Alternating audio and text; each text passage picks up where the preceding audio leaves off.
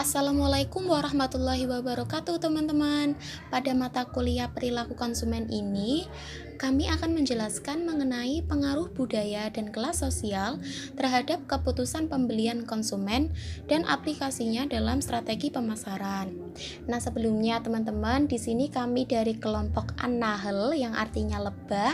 Nah, kami memilih kelompok An-Nahl ini karena lebah merupakan hewan yang sangat bermanfaat.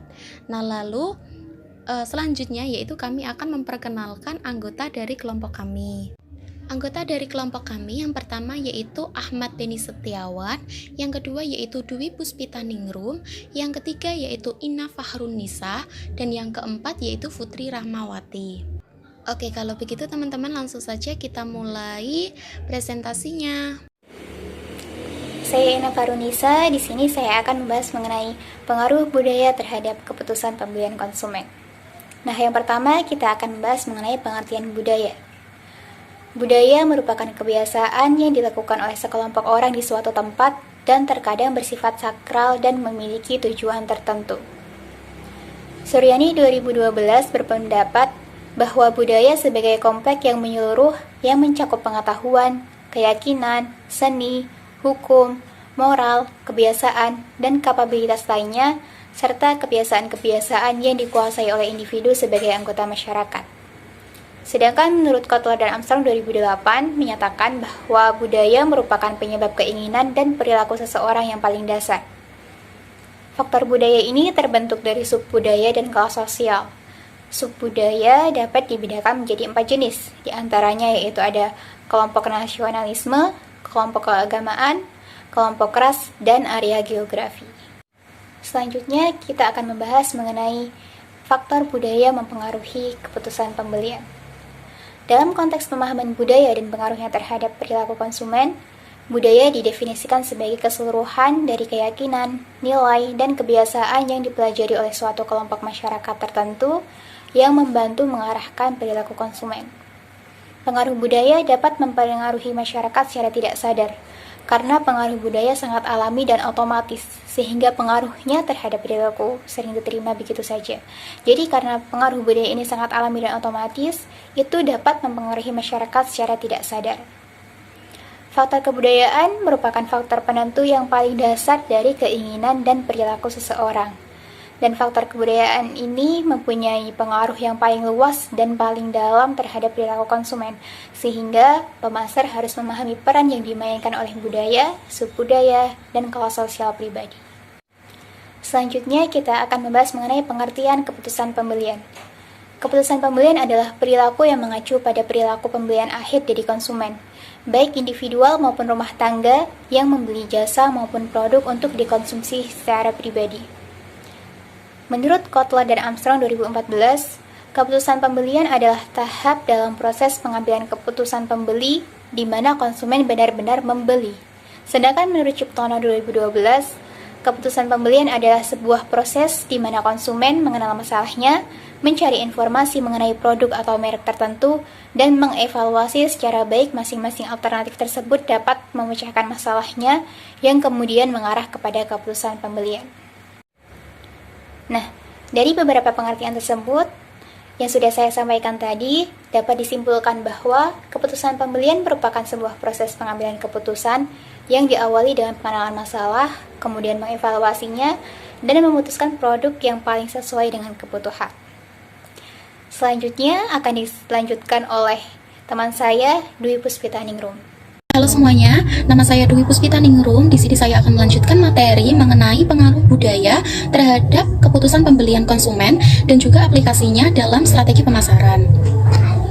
Adapun dalam pembelian konsumen biasanya dilakukan tahap-tahap pengambilan keputusan. Tahap-tahap pengambilan keputusan yang pertama yaitu pengenalan masalah atau mengenali apa yang menjadi permasalahan dari konsumen. Pengenalan masalah ini bisa timbul karena adanya gap antara keinginan dan keadaan yang sebenarnya terjadi. Nah, ini dalam artiannya yaitu pengendalian kebutuhan muncul ketika konsumen menghadapi suatu masalah, yaitu suatu keadaan di mana terdapat perbedaan antara perbedaan antara keadaan yang diinginkan dan keadaan yang sebenarnya terjadi. Nah, lalu setelah pengenalan masalah ini, yang selanjutnya yaitu pencarian informasi. Pencarian informasi ini bisa dilakukan dari berbagai macam informan. Yang pertama bisa melakukan dari sumber pribadi. Sumber pribadi ini bisa berupa teman, tetangga, keluarga, atau diri sendiri. Lalu yang kedua yaitu sumber komersil. Nah, sumber komersil ini contohnya iklan, tenaga penjualan, lalu ada penyalur kemasan, lalu ada pameran. Lalu yang selanjutnya yaitu sumber umum. Sumber umum ini bisa melalui media massa, bisa melalui organisasi, dan yang lain-lain. Lalu yang keempat yaitu sumber pengalaman. Sumber pengalaman ini bisa diambil dari pengalaman yang telah diperoleh oleh konsumen tersebut. Lalu setelah pencarian informasi, proses ketiga yaitu evaluasi alternatif. Evaluasi alternatif adalah proses mengevaluasi pilihan dari produk dan merek dan memilih sesuatu yang sesuai dengan keinginan dari konsumen tersebut. Lalu yang keempat yaitu keputusan pembelian. Nah, setelah dilakukan evaluasi alternatif, maka yang selanjutnya yaitu keputusan pembelian. Keputusan pembelian dilaksanakan pada keinginan yang telah dihasilkan secara dasar memilih satu di antara tindakan alternatif yang sudah ada. Lalu yang selanjutnya yaitu bagaimana aplikasi budaya pada strategi pemasaran. Di sini kita jelaskan terlebih dahulu apa itu dimensi budaya.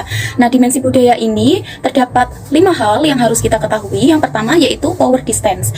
Power distance yaitu dimensi ini berkaitan dengan semua individu dalam suatu komunitas atau masyarakat itu mempunyai posisi yang tidak setara. Lalu yang kedua yaitu individualisme atau individualism. Nah, dimensi ini menekankan pada sejauh mana tingkat saling ketergantungan di dalam suatu masyarakat atau organisasi terhadap satu sama lain. Lalu, dimensi budaya yang ketiga yaitu masculinity atau femininity. Nah, dua hal ini merupakan dua hal yang berbeda ya teman-teman. Yang pertama, maksud dari masculinity yaitu dalam suatu masyarakat atau organisasi, mereka akan lebih didorong oleh suatu persaingan prestasi dalam mencapai kesuksesan.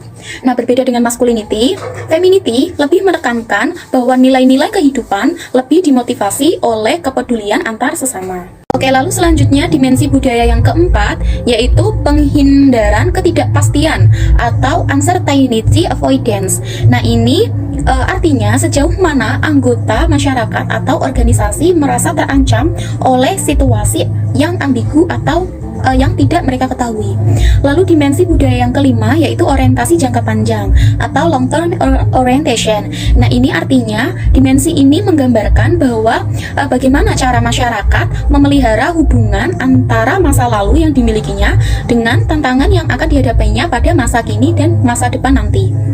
Lalu yang keenam atau yang terakhir dari dimensi budaya ini yaitu tingkat kesenangan atau kepuasan atau indulgence, tingkat kesenangan kepuasan namanya indulgence teman-teman. Nah, ini artinya dimensi ini menekankan bagaimana orang-orang mengontrol keinginan mereka dilihat dari nilai yang mereka dapatkan selama hidup.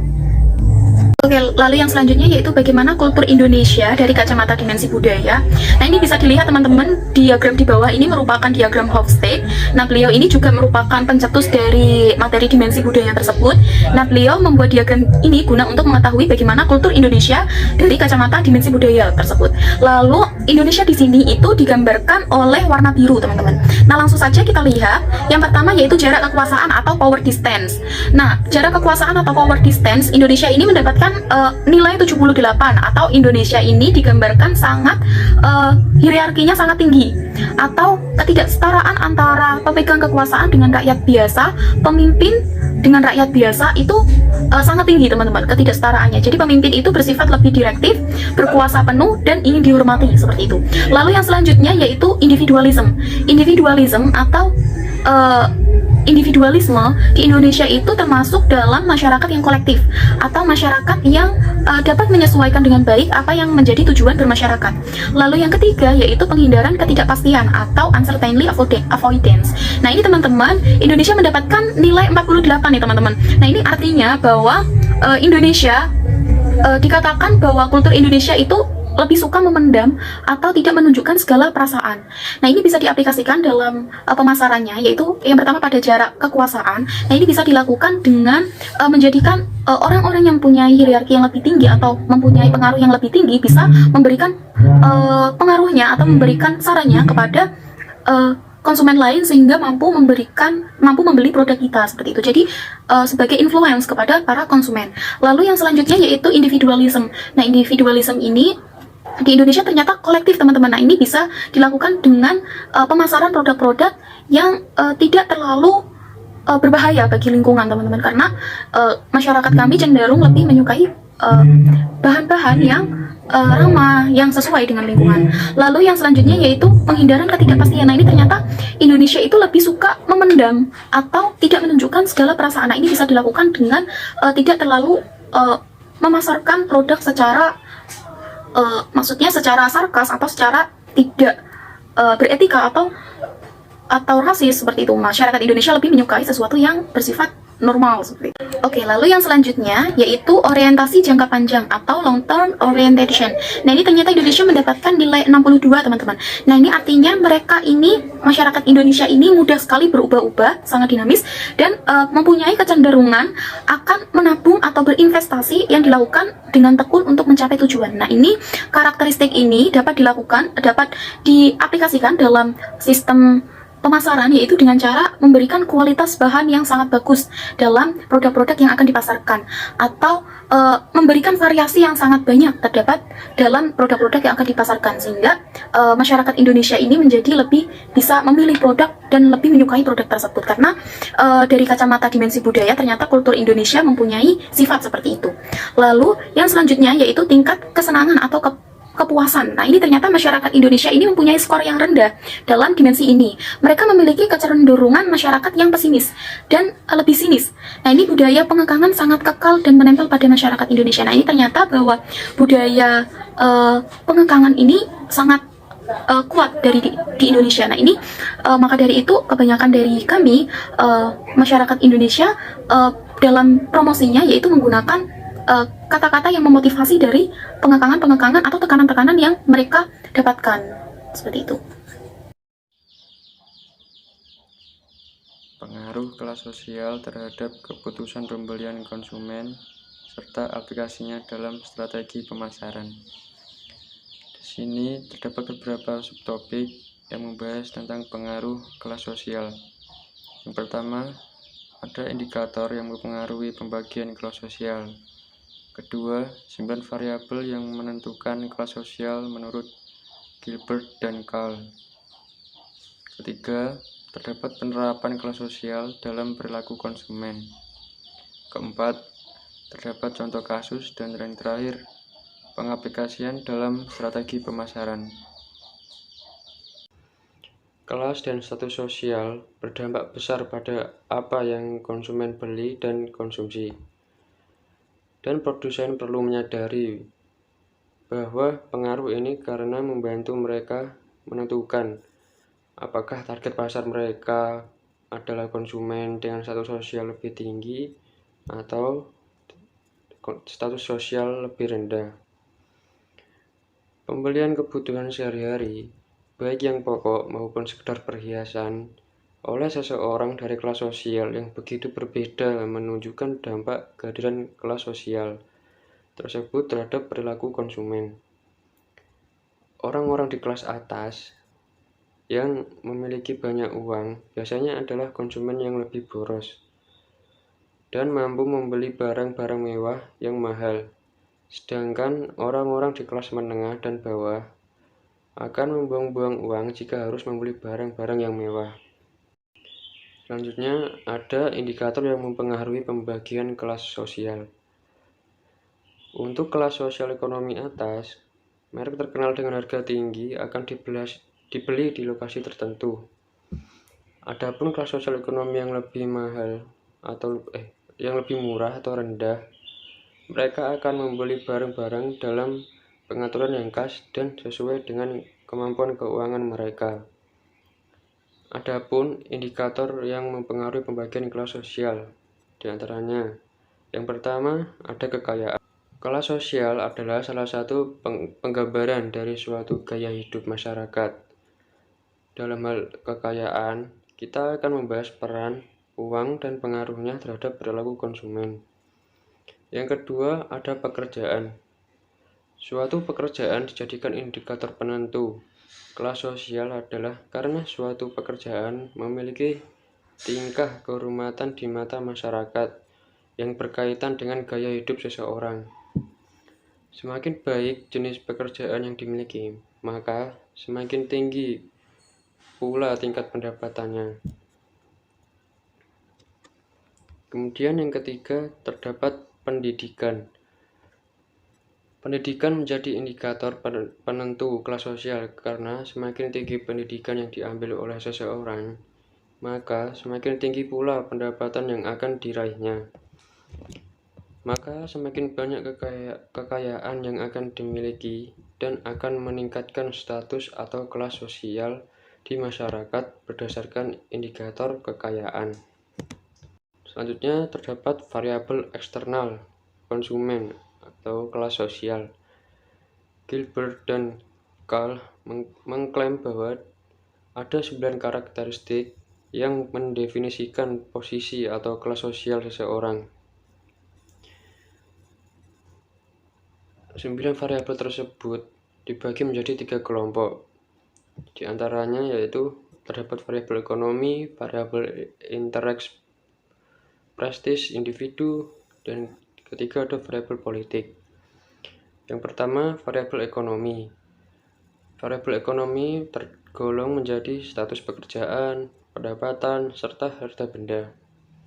Selanjutnya, variabel intereks prestis individu terdiri dari asosiasi dan sosialisasi. Kemudian yang terakhir, yang ketiga, terdapat variabel politik yang terdiri dari kekuasaan, kemudian kesadaran kelas, kemudian mobilitas. Selanjutnya, saya akan mempresentasikan mengenai penerapan kelas sosial dalam perilaku konsumen. Yang pertama yaitu perbedaan kelas atau strata akan menggambarkan perbedaan pendidikan, pendapatan, pemilikan harta benda, gaya hidup, dan nilai-nilai yang dianut. Kelas sosial akan mempengaruhi jenis produk, jenis jasa, dan merek yang dikonsumsi konsumen.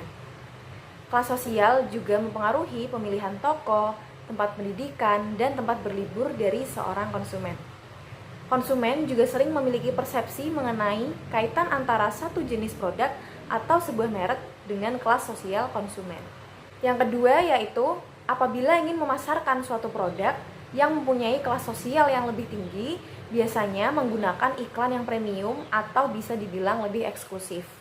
Karena hal itu dapat diketahui bahwa orang-orang yang berada di kelas sosial atau memiliki status sosial yang tertinggi, mereka lebih memilih produk yang higienis, terbaru, bermerek tentunya, dan kualitas yang sangat bagus. Berbeda apabila pemasaran dilakukan untuk orang-orang yang berada pada kelas sosial yang rendah. Penggunaan iklan pun kurang digencarkan dan biasanya malah lebih menggunakan promosi yang lebih kuat. Karena kelas sosial yang rendah lebih banyak mementingkan sebuah kuantitas suatu produk dengan harga yang murah.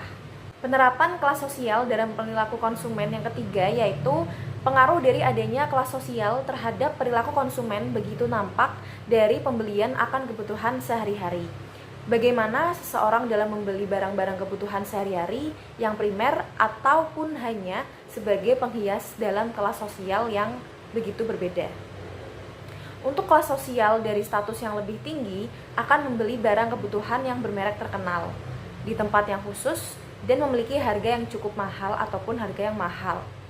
Sedangkan untuk kelas sosial dari status yang lebih rendah akan membeli barang kebutuhan yang sesuai dengan kemampuannya dan di tempat yang biasa saja. Slide berikutnya yaitu mengenai contoh kasus yang berkaitan dengan kelas sosial dalam keputusan pembelian konsumen. Yang pertama, seperti kebutuhan akan kesehatan dengan cara yang berbeda sesuai dengan kelas sosialnya. Misalnya saja, masyarakat yang keadaan ekonominya tergolong menengah ke bawah biasanya memilih jalur pengobatan alternatif. Sedangkan masyarakat yang termasuk dalam kalangan ekonomi ke atas memilih cara pengobatan ke dokter atau bahkan sampai berobat ke luar negeri. Contoh yang kedua yaitu seperti di kota Jakarta, dalam sebuah mall besar yang ada di Jakarta, orang-orang yang tergolong dalam kalangan ekonomi atas berbondong-bondong untuk membeli sendal import atau mungkin tas import yang meski sudah didiskon, harganya juga masih berada di kisaran jutaan rupiah. Contoh kasus yang ketiga yaitu seseorang yang biasa mengonsumsi nasi dari beras yang mempunyai kualitas yang rendah, tetapi apabila ia menjadi kaya atau memperoleh rezeki yang berlebih, maka ia pasti akan merubah beras atau membeli beras yang dikonsumsi dari yang berkualitas rendah ke kualitas yang lebih tinggi. Dan hal ini juga bisa mempengaruhi berbagai permintaan produksi suatu barang maupun jasa. Slide selanjutnya yaitu pengaplikasian dalam strategi pemasaran. Kelas sosial dapat dijadikan patokan seperti apa nantinya produk yang akan mereka tawarkan.